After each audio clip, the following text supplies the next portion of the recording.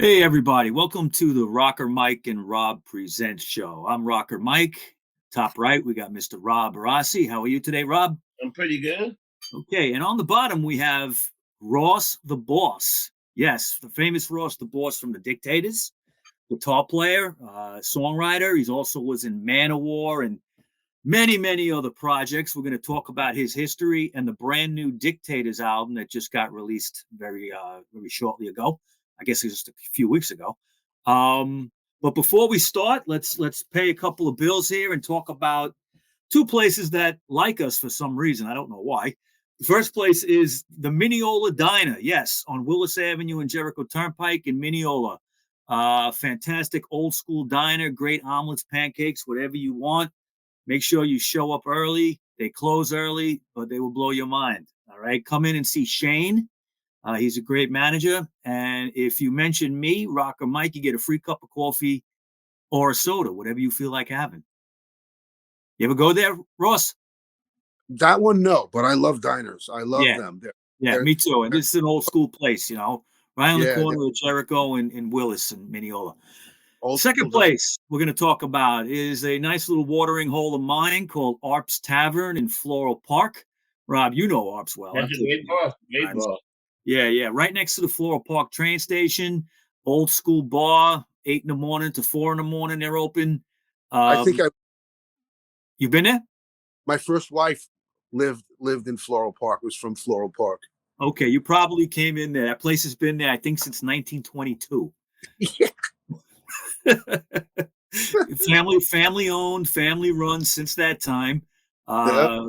Great little drinking establishment. Come visit Patrick, also known as Doc. He's the bar manager. You got Mike, Matthew, Ryan, Brian, they're all good. Jerry, all good bartenders. They'll take care of you. You will not be spending a lot of money in ops, but you will be having a fantastic time. Trust me. Right next to the Floral Park train station in Nassau County.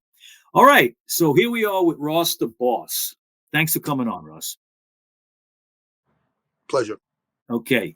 Now you have an amazing career that I don't mean to date you, but we are talking about 50 years here. And I mean, it's just amazing. I mean, you were involved with a lot of stuff through your career that I would just call groundbreaking. Okay. Especially the Dictators early on. All right. The first album, Go Girl Crazy, that came out in 75, I think is one of the most important records ever made. It really kind of lately in the for many years I could never label that record. All right, which is I think some of the best bands in the world are bands that you can't pin down with a label. But they came up with a term, proto punk, and I kind of like that.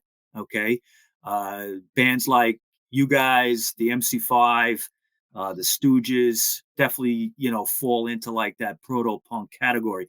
Basically, meaning like you influenced the punk movement that started around '76. Motorhead too. Yes, absolutely. Motorhead. Lemmy was very instrumental in that. And they're another band that you really couldn't pin down with a label, right? Yeah. That's right. Let me take you back to that time briefly. I'm gonna read something here that's off your bio, and I think it kind of hits it home. It says the Dictators didn't just form; they filled a void. 1973 was a bleak time if you were a fan of real rock and roll. The MC5 were gone. The Stones could only muster a top 10 hit with a ballad, and bands like the Stooges, if you knew, you knew. But most people didn't. Soft rock, which might be the ultimate musical oxymoron, ruled the airwaves and all was not well. Okay. So you had bands like Zeppelin, Sabbath, all that, huge stuff, bombastic stadium rock. Yeah. But on a local level, there was just nothing going on, especially in the New York City area. You had the New York Dolls, which kind of were starting to fizzle out by that point. They didn't really turn into the band that everybody thought they were going to be. Not that they weren't great, They had but a lot of that. they had what? A lot of potential and a lot of great songs. Yeah, Yeah. it just didn't happen. Right. So you guys come along. You're from the Bronx, okay, which was not a shot at the Bronx, but definitely was not sophisticated like Manhattan, okay, Right. but I'm a Queens guy, so I know all about not being sophisticated. Trust me. But but you guys, filled this void in the New York City scene, the very early days of CBGB's, and I guess Max's Kansas City. Did you ever play Max's? I think you guys did, right? I don't know. I don't think we played a half official show there. But let me say this: we were 1 year in front of the Ramones. Yes, Yeah. that's right. You were 75 with that album "Go Girl Right. Crazy," and the Ramones' first album is 76, which it gives you the proto punk label. Okay, you guys influenced the Ramones so much. Uh, Yeah, I mean, it's not. I don't. I've never. I can't talk to anyone now because they're not with us. But we were good friends with Joey. Great friends with Joey Ramone. right, right. I mean, Andy was like at his bedside when he passed. Yes. We were very, very, you know, close with them. And the only one thing that I didn't do at the time that I wish I had done was become really good friends with Johnny, because I have a lot in common with him, and he was a great guy, and the whole band was. I mean, but unfortunately, they're not with us. So Isn't it a tragedy? I mean, the four it original guys are gone. You really know, is. It really they, is. they did kind of a reverse Spinal Tap. They left their drummers, okay, except Tommy. But Mark, Mark, yeah, I mean, it is that's one of the saddest stories in rock and roll in yeah, 20 yeah, 25 years is Joey gone and everything. But on your album that just came out, the new self-titled Dictators album, you do have a song called Sweet Joey, which is dedicated to him, and it's a beautiful song. There's a video too. yeah. Yeah. I was Yeah. just listening to that song. You like it? Yeah, it was great. And when Mike called me, I was listening to the song. I was listening to the album. It's a pretty good album. Yeah. No, we're very, very happy with the record, and 10 songs, fantastic. I can't. I don't think we could have done it any better at the time. It's a great record, I must say. I don't like usually like touting my own stuff, but it's No, no, It's no, quick. It's easy to listen to. It goes by so fast. It's great. right. Well, that's a sign of a good record. Like absolutely. you're listening to some record, and it's like you can't wait to move on to the next track. I mean, Yeah. you know, You this know, is a if you grew up in punk rock music, which I did, okay, you basically yeah, have a 3 minute attention span for a song, and that's about it. exactly. Anything more than that is jazz. Yes. But let me go back to 74 and 75 just for a couple of minutes. Um, Go Girl Crazy comes out in early 75, Yep. right?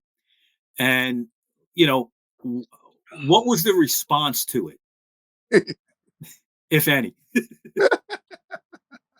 Well, we was such super knuckleheads that we thought that we were putting this record out, and it was like we were going to be like the biggest band in the world, Right. and you know, and we listen. Our lead singer, we had wrestling. We embraced professional wrestling. This is Mhm. what's better than that. I mean, Yeah. we thought we was like we thought we were the shit, and unfortunately, I mean, we had a record contract with CBS though, Yes. and because of our manager, he managed Blue Oyster Cult. Right. But here we were thinking that this was going to be like the next big thing, like one of our songs. Song. Yeah. And, just didn't quite work out like that. The public kind of like was like, "What the fuck is this?" It was Exactly. these, you know, you Exactly. know. But a lot of the people that loved it really in the end turned out to be guys that went on to have bands. Right. Other guys that went on to have bands and all these big groups, like Smithereens and Chili Peppers and all these groups that formed, being influenced that we influenced to start, Right. including the and all these bands. Like I meet these guys on the road now, going like, oh man, when I heard that record, I go, it's like, you know, and it's a great honor, but it was it there's no other record like that ever. There's no other debut record that's ever been put out like that record.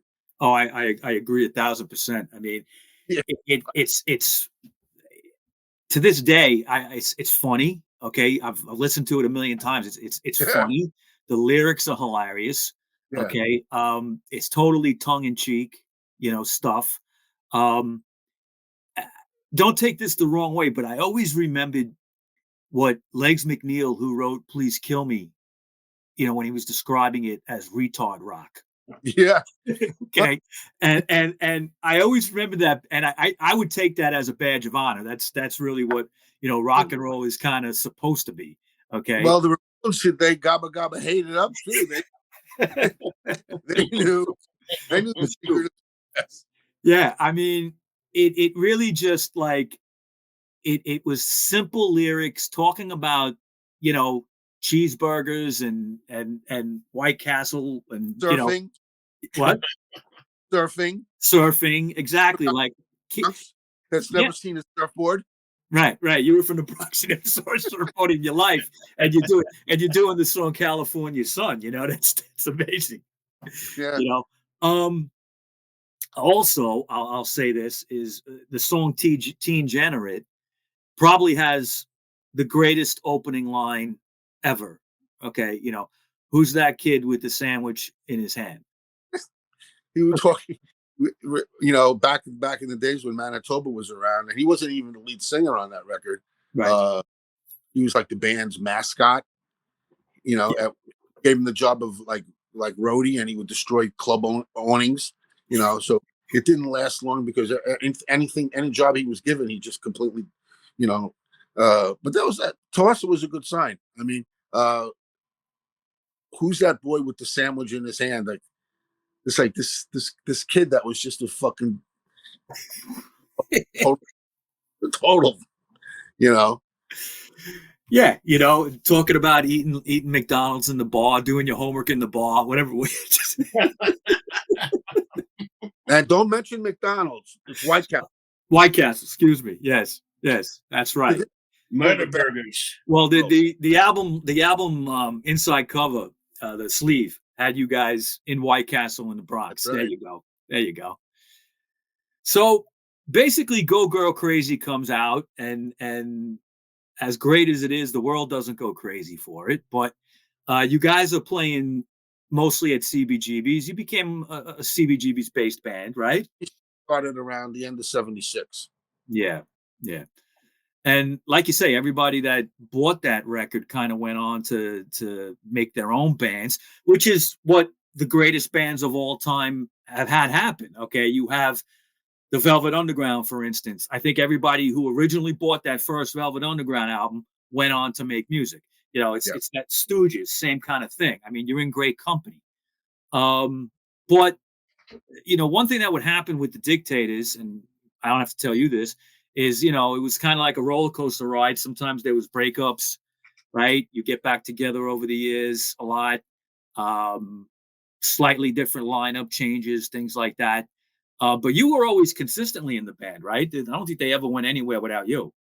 I've been in the band from day one. Right. Played every single Dictator show that's ever been. Yeah.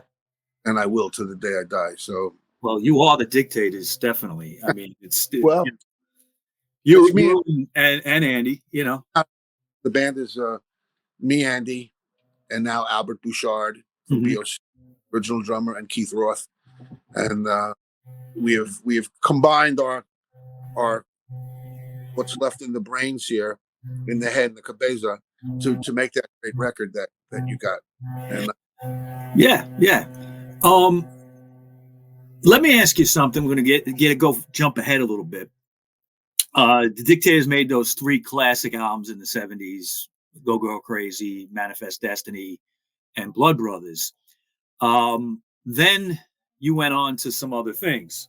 yes, You were playing with a French band called Shakin' Street, yes. and then I think about 1982, you were asked to, or you put together Manowar. Well, it's before the Dictators. We made our last record in '78, Blood Brothers. Right. And then we kind of like, well, what's going to happen? I was in like Boston. We didn't achieve Boston status. No, not yet. No, so we took a hiatus, and Sandy met this band, Shakin' Street in Paris, Right. And I get this phone call. From Sandy. Sandy, what's up? Hi, I'm in Paris. They want you. I go, who wants me? What are you talking about? What do they want? He Yeah. goes, this band, they have a record deal with CBS France, and which is music to Sandy's ears, because that's advances, you know. Because BOC's on CBS, and so they want you. Who wants me? And this band,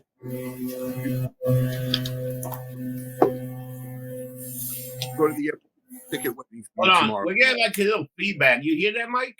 Yeah, we're all right. He's good. He's good. Okay, but we get like a little.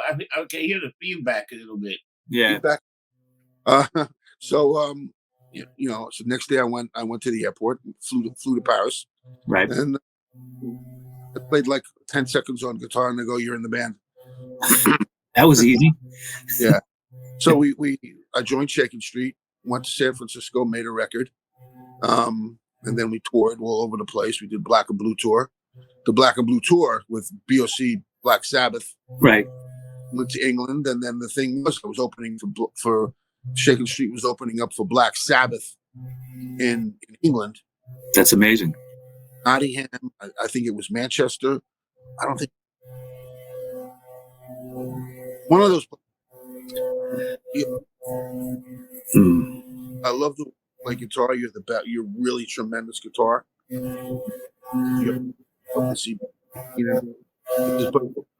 But I got this guy.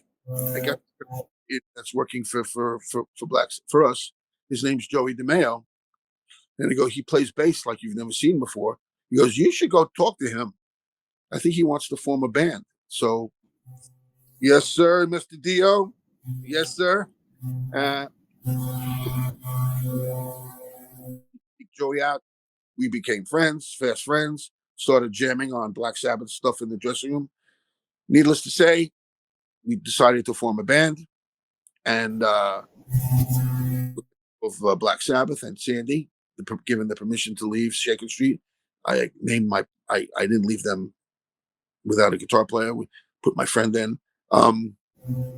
We thought we formed a band, and I had a friend in EMI, Bob Curry. He was head of the A&R. We made record. I made some demos, and voila, I get a record deal. Little did he know that band that was going to come out was Manowar. So that's how Manowar. Hey, Mike, I think the feedback is coming from you. Yeah, I'm seeing the mute. My mute keeps going off and on. Yeah, your feedback's coming from you. Yeah, I don't know what that is. Let me fix this one thing here. Hang on, Russ. How's it now? You hearing more feedback? No. Okay. We'll fix that in the editing. I can't fix them. Yeah, it'll be all right. So that's how we got to Manowar. Yeah. And that first Manowar record, Battle Hymns, stands the test of time. I think it's a great, testament to heavy metal, but I mean, I hate using that label. It's really just rock and roll, and stands the test of time. I was listening to it this morning. I haven't listened to it in a couple of years. And I was like, this is just great songwriting, great guitar work by you. I mean, fantastic. So Manowar went on for a few years, right? Till about 87, 88 or so. Manowar I did the first 6 records. I invented the period, right? I mean, it was. We did Battle Hymns, Into Glory Ride, Sign of the Hammer, Into Glory Ride, Hail to England, Sign of the Hammer, Fighting the World, and Kings of Metal. And after Kings of Metal, I left the band that I started in '88. Right. I'm going to tell you something that maybe you never heard. Maybe you have. I don't know. But I swear to God that the greatest concentration of Manowar fans in the world is in Queens. You think? Yeah. And specifically like Maspeth, Middle Village area. Okay. Exactly right. The batting cage. Is your batting cage on Metropolitan? Yes, sir. I know the place. Okay. I used to live on Admiral Avenue around the corner from there. You live, bro? I used to live on Admiral about 20 years ago. Wow. Yeah. But the reason I say that is I swear to God, everybody I knew had the albums, had shirts. Okay. If you guys did a reunion and played on Fresh Pond Road, I swear to God, you guys would sell. It would be like the biggest concert ever done in Queens. I think Brooklyn too is a strong older Manowar fans too. Well, because of L'Amour's, you guys played there. My God. Yeah. You know, I saw you guys there. I think it was about the end of your time, like around 88 at L'Amour's. But there was another show. I don't know if you remember this. You were playing with Motorhead, and it was at Sundance out in Bayshore. Yeah. And you blew the power out. Oh, Do you remember that? yeah, because we used 2 PAs. Yeah.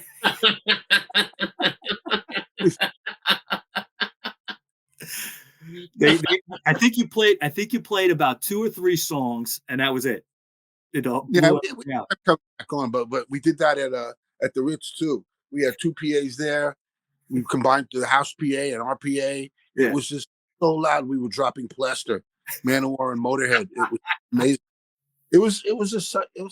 I had a tear in my eye. It was so beautiful to do that. That's fantastic. Yeah.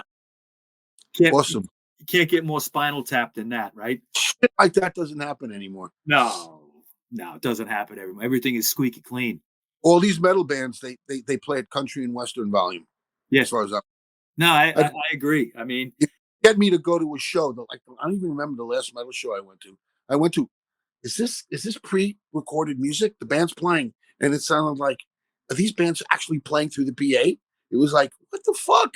No, I know. Everything is different now. It's not talk about false metal. Holy fuck. Yeah.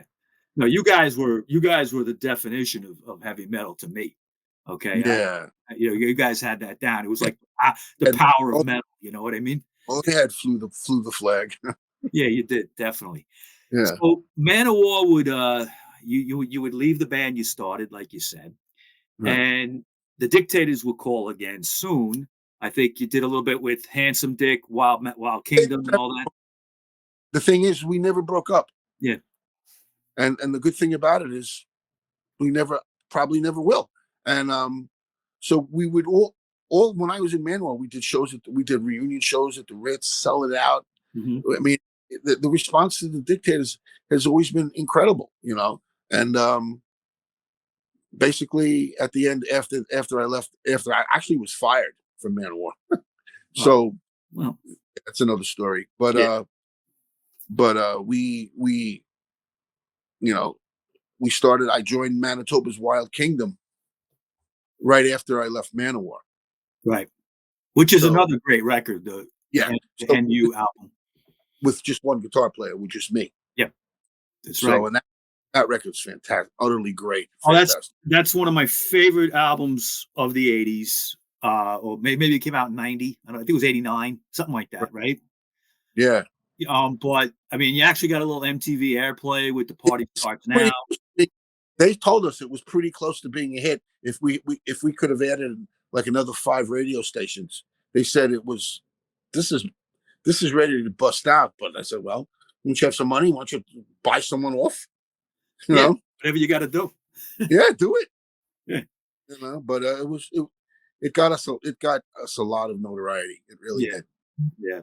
And then, there wouldn't be another Dictators record until 2000 with DFFT, Dictators Forever, Forever Dictators, which is, I think, one of the greatest albums in the last 30 years by anybody. Okay. That record, I mean, starts off with Who Will Save Rock and Roll. I think that's an anthem as much as anything that's ever been recorded. Well, in my opinion, my humble opinion, I would have to say that song, Who Will Save Rock and Roll, is one of the greatest songs ever written. I mean, I would say that just as if it wasn't me playing on it, right? One of Andy Chernoff's monumental songwriting triumphs, masterpiece. It is. The song. I mean, the Beatles would have covered that song. I'm telling you, that's how. I mean, that's how I think that song is. I mean, You know, that's how. it's funny you mentioned the Beatles with that because there's a line in that song, uh, June 5th or June 6th, 1967, something died and went to heaven. I wish Sergeant Pepper never taught the band to play. Yeah, And I've always loved that lyric because I'm a they call me Rocker Mike because I just have rock and roll history, a lot of knowledge of it. Okay. And when the Sergeant Pepper album came out, something shifted in rock and roll music where it was no longer just for the kids. It was no longer just like, you know, retard rock. Okay. no, It was Beatlemania. The it Beatlemania right, kind of like, eh, Sergeant Pepper's ushered in a new mindset, a new wave of thinking, a new, uh, deeper, deeper rock and roll writing. Because Revolver was headed there. right. There's no doubt about it. Yeah, That you saw them, you saw them progressing in the studio when they decided not to be touring anymore because it was just too impossible to tour right. back then. But Great. so I think Revolver led the way to Sergeant Pepper for sure. Absolutely. And we've done deep dives in our podcasts on Revolver. I think it's my favorite album from them. Um, Amazing. and it is a So, transitional kind of thing. uh, But I think when Sergeant Pepper came out, rock and roll became an art form. And I think that that's a good thing, but it was also a bit of a double-edged sword in a way because in the following years until you guys and then the punk era of 76 going forward, I think rock and roll became like something a little bit unattainable for the average person. Okay. You had bands like Zeppelin and stuff like that, which were fantastic, but they were up here. Okay. And the amount of talent you needed, Jimmy Page isn't born every day. So, right. you had what was going on prior to Sergeant Pepper and rock and roll, which was a simpler form of music.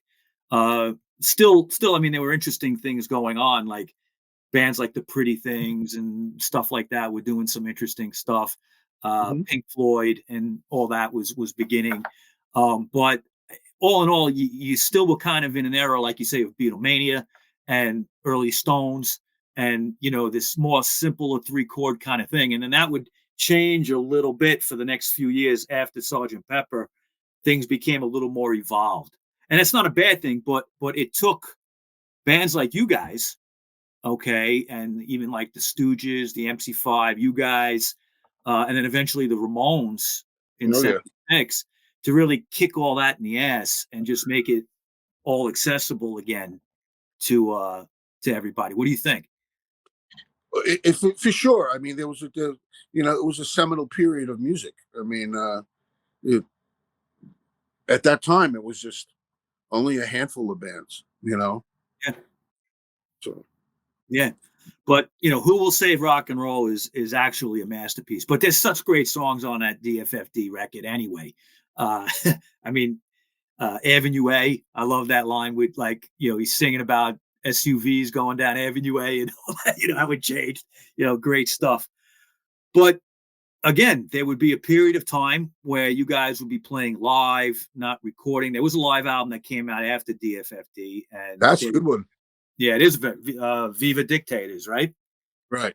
And then there would be some greatest hits and different singles and stuff. And Yeah. but eventually, only just a few years ago, you would get the band back together. Tell us how that started. Well, um, it got to a point that you know we had the Dictators NYC, Yeah, with Manitoba, right. and Andy, that relationship had just soured completely.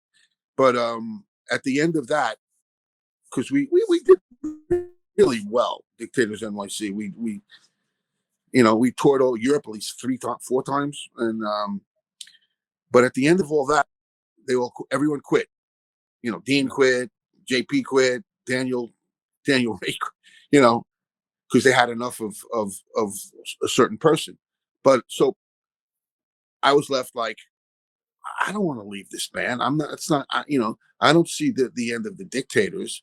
And Dean told me, Ross, if you want the Dictators to continue, you call. I'm the bass player, but you call Andy up and form the band, knowing that he wouldn't be, knowing that Dean wouldn't be in the band. Right. That's how much he loved the band, knowing that he wouldn't be in the band. But Yeah. he said call Andy up, and that's exactly what I did. I said, Andy, we got to let's get the original band back together. Let's do it. Let's do it. Let's get Scott. And little did we know, Scott was very ill. Scott was Yeah. Sadly, he got passed cancer. away. Yeah, and so he was not long for this world, and so we got the band back together and we started recording. We got Albert Bouchard on drums, which is it's like we needed, Andy wanted a complete split from everybody. So, okay, so let's get Albert on drums. He was our first choice. And I already worked with him in the Brain Surgeons, made a really great record, Denial of Death. And we got together. It was the three of us. And it was just about when the scamdemic started. And Yeah. I couldn't agree. I couldn't agree more. But go ahead. Okay, so we did let's get the song Let's Get the Band Back Together. Right. And we did Goddamn New York. Right. Another one. Which we did a lyric video. Both two great songs. And I'm saying, like, these two songs are fucking killer. And then, all right, so I said, with the three of us, we need a singer, and everyone's first choice was Keith Roth. And we called him. I said, Keith, you're in the band.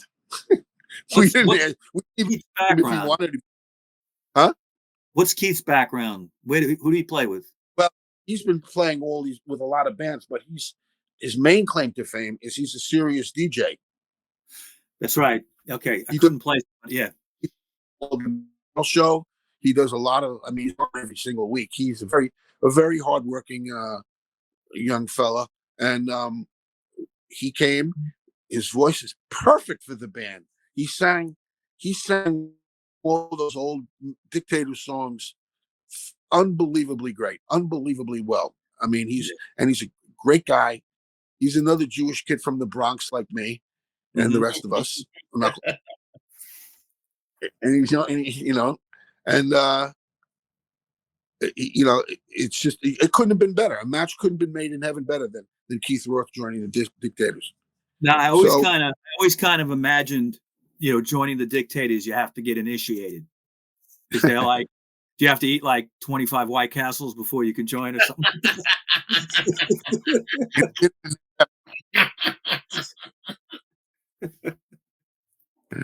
No, actually, we couldn't ask for a better guy. He sounds great on this album. And I'm sure he's got the chops to do the old songs too. Oh yeah. And he's a really, really good guitar player, and he's just great. And we've done 4 tours already. We've done, Canadian tour, Spanish tour, US. We've done a zillion. We did a lot of shows. He's ready. We're ready to start touring on the next line, on the new record. Yeah, coming next year. So some great things are planned. And what can I say? All I know is there sometimes, when you make a record, and I've made a lot of them. Yes, you have. With Shaken Street Death Dealer, Russ the Boss. I must have made 50, 55, 56 records.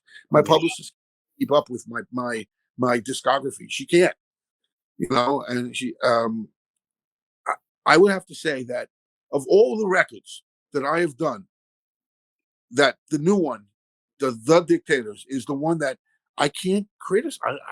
I can't think of anything that I could have done better on that record.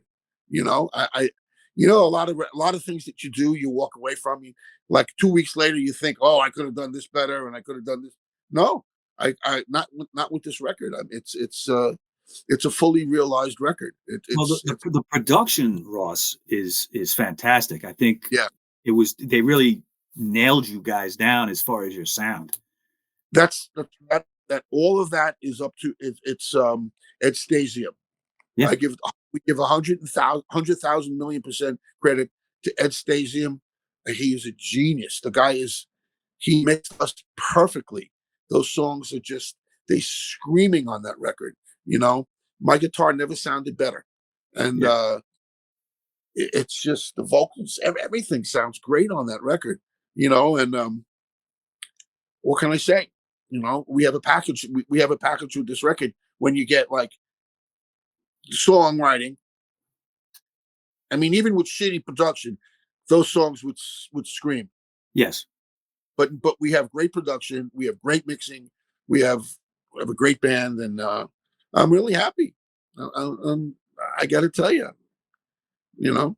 Now, there's 10 songs on here. I'm going to read them off. It starts off with "Let's Get the Band Back Together Again." You had that song for a little while. Fantastic opening track. Second is "My Imaginary Friend," followed by "Transmaniacon MC." Great title. I don't know what it means, but it's still great. It was on the first Blue Oyster Cult record. Oh, I got you. Now I got you. Okay, that didn't click with me till you just said it. All right. Then "Sacred Cow," really good, followed by "All About You," which my wife loves. Okay, played it for her last night.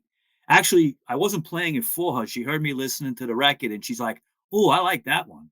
You know, "Wicked Cool Disguise," followed by "Goddamn New York," followed by "Thank You and Have a Nice Day." Great track there. I And wrote then that one. followed by ending the album with "Sweet Joey," the beautiful tribute to Joey Ramone. Yeah, that's a good song. You know, but Really good was I so gotta good. ask you a question.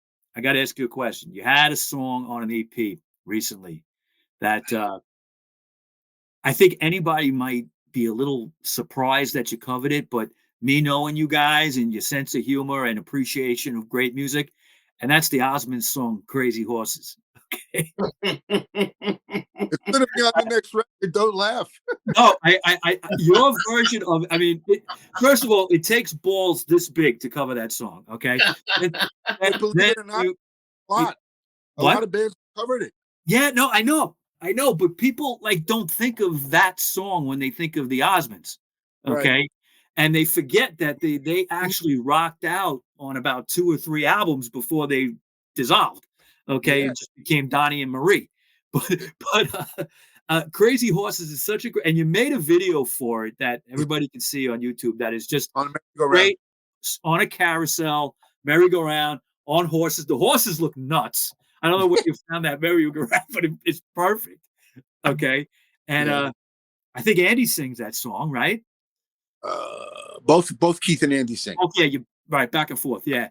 And it's just such a great version. You nailed it. I mean, like Donny Osmond will be proud. I got to tell you, it's the first song I've used the wah-wah pedal on. Oh, that's interesting. Yeah, there's all wah-wah on that. Okay. Plus no effects ever. Well, I used the wah-wah pedal on that one. So it's really cool. I mean, the Crazy Horses is a great. It's on. You can see it. It's out. It's Yeah. out on. Yeah. And See, YouTube, just look up Dictators Crazy Horses. It'll come right up. there, You know? folks. So you're gonna be going live, touring this new album. Yeah. Do you have anything lined up soon that we could talk about? No. Oh, I think there might be a United Kingdom tour in April. They're talking about, but it's all gonna come together very quickly. Okay. And because we have really good booking agents, and so I got to kind of work the Dictators around the Ross the Boss band stuff, but no problem. Plenty of time to do everything, and Okay. I expect to be doing a lot of shows with Dictators very soon. It's fantastic, you guys. You never left, but you're really coming forward in a big way. I also got to mention, I know you guys are on the Little Stevens Underground Garage Cruise I think that's Yes. next May, I think, if I remember Oh right. yeah, it's gonna be great. Yeah, I mean, Heck, this thing is unbelievable. I think it's almost all booked up. But there's still, as last time I checked, there was some seats. I'm gonna try to squeak in there last minute if I can make it. we intend to blow that ship away. Yeah. We're If gonna anybody can, it's you guys. groups there. I'm not. The Dictators aren't interfering any of those acts there. There is a band that's on that just got added to them. I don't know if you're a fan, but the Helicopters. They love you guys. Well, that they're friends of ours. Yes. They broke off the Dictators and Nomads tour. We did a tour in Scandinavia Yeah. back a while ago. It was the Unknown Helicopters, the Nomads, and the Dictators. The three bands went out touring and ripped Scandinavia apart. Yeah. It was just amazing, and we put the Helicopters on the map, and they loved it. So I played on their record, "Psyched Out and Furious." Psyched Out and Furious, one of the best albums ever. As far as Oh, I played that song, and I forgot that you're on that. I'm Yeah. sorry. That's a fantastic. Yeah, it was a great story. They had the Swedish Grammys. I flew in. We were driving around Stockholm in the Helomobile, Yep. and just making complete assholes of ourselves. And it was great that night. Got to meet all the guys from ABBA. Yeah. Yeah, Nothing wrong with ABBA. yeah. I have to say, I mean, we've done podcasts on a bunch of Scandinavian bands. We've done shows on the Helicopters. Yeah. I'm a tremendous Hanoi Rocks fan. Yep. Anything Michael Monroe did, as far as I'm concerned. Also, the Backyard Babies are another good one. The Nomad, they're great. There's such a great scene in Scandinavia that just kind of stays over there. It never really breaks here, unfortunately. No, we're really people. Dictators were very influential. Absolutely. Yeah, but and then to go over there and meet them and play with some of those guys, it was great. Cool.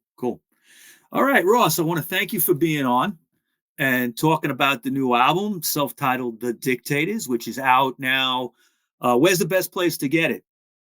You could get Amazon. The last I checked was sold out, but they're going to restock. You go directly to Deco Records, DEKO. Right. Hit our record, our the Dictators website. You can download them. You could the normal stuff. It's out there. Did it come out on vinyl too? I know for a lot of people, the vinyl again. All I know is I signed about 200 of them. So, wow. Wow. Okay, awesome. So thank you for coming on, Ross. We appreciate it so much, man. You're one of my favorites of all time, and I wish you nothing but luck with this record. I think it's going to be big for you. Yeah. And when you come to New York, I will be there. I'll be in touch and I'll shake your hand. I guarantee you will be there. Oh, I will. Oh. And so will this other guy here. He'll be with me. Don't worry. I drag him to all the good shows.